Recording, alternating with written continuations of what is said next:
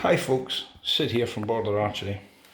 Um, Basically, as a family, we moved out to Portugal when I was only 3. But when we moved out there, my folks got me this bow. Yeah, this was my bow when I was a kid, and I remember stabbing the nock into the end when I tripped and fell over. But this is a kid's bow. So anyway, just before lockdown happened, I wanted to make my daughter a bow, and I didn't know quite. I didn't know the geometry for a kid's bow, so I used this one as inspiration. Now, copying's copying, but using something for inspiration, as far as I'm concerned, is fair game. When your limbs, so when a competitor's limbs fits on your formers, then that's not quite right. But anyway, so what I did was I wanted to make a covert hunter with a full carbon limb for my daughter. So this is what we came up with. So I took the base concepts of it, the 15-inch riser I think it is, as you can see, but it's really not the same bow, right?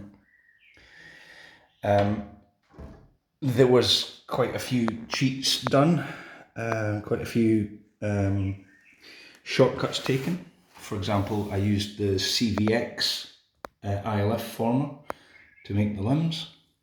I used a short ILF limb butt, but then I just literally ground the hump off for the rocker.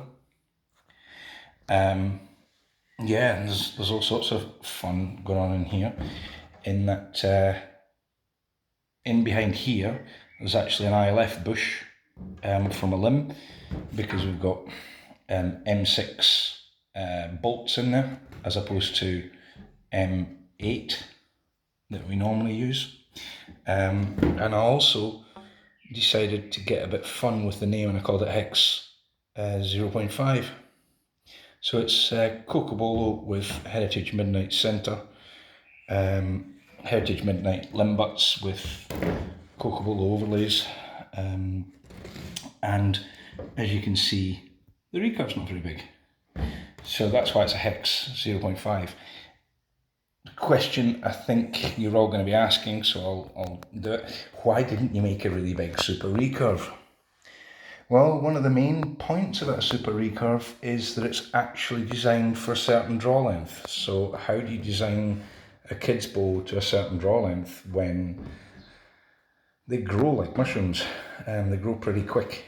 So yeah, you can see my hand there. You can see that it's to scale with a kid's bow in the background. But yeah, there you go. My daughter's bow. It's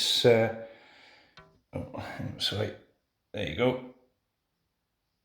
Yeah, it's actually too strong for her. I kind of tried to base it off of what was my bow, but it's still kind of strong for her. She's 5.5 now.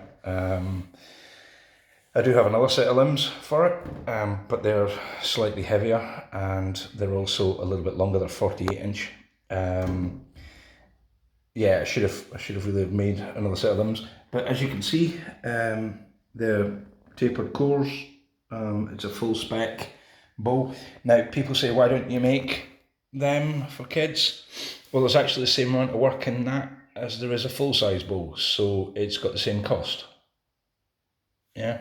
Now there is the opposites of these timbers, and that went to a kid in Germany, or bolt down dealer in Germany. It went to his son, so he's been shooting that one in Germany. So there are only 2 of these. This one, with excuse me, yeah. So there's this one, and then there's the one in Germany.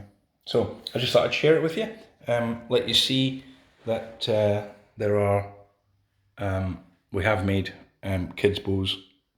You can see it's got a little bit more hook to it. I mean, it's all to scale. It's all skinny down, and it fair chucks an arrow. Yeah, we're impressed with it. We're happy with it. Anyway, thanks for watching.